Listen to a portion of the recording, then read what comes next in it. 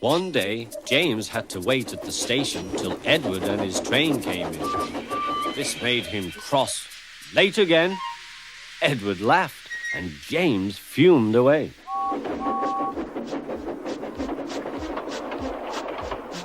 After James had finished his work, he went back to the yard and puffed onto the turntable.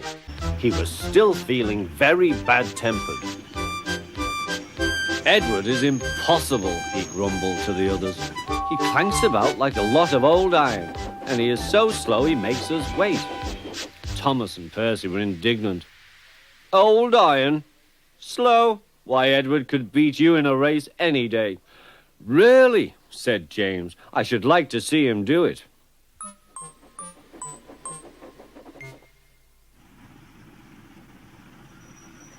Next morning, James's driver was suddenly taken ill.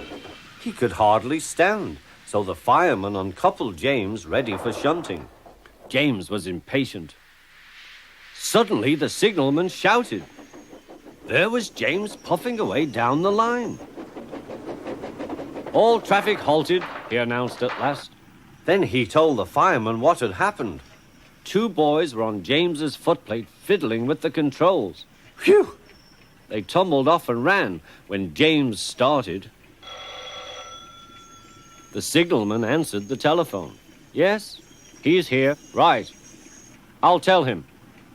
The inspector's coming at once. He wants a shunter's pole and a coil of wire rope. What for? Wondered the fireman. Search me, but you'd better get them quickly. The fireman was ready when Edward arrived.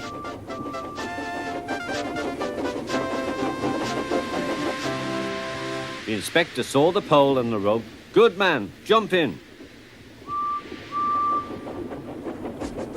We'll catch him, puffed Edward. James was laughing.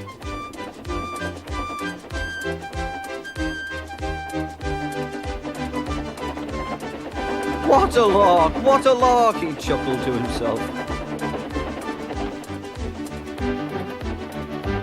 Suddenly he was going faster and faster.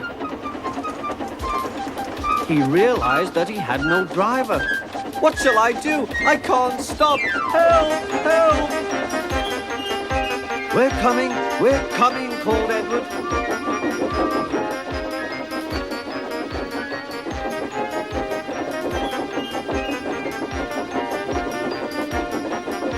Edward was panting up behind with every ounce of steam he had.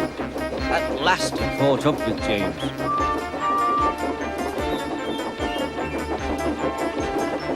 Steady, Edward, called his driver. The inspector stood on Edward's front, holding a noose of rope in the crook of the shunter's pole. He was trying to slip it over James's buffer. The engine swayed and lurched. At last! Got him! He shouted. He pulled the noose tight.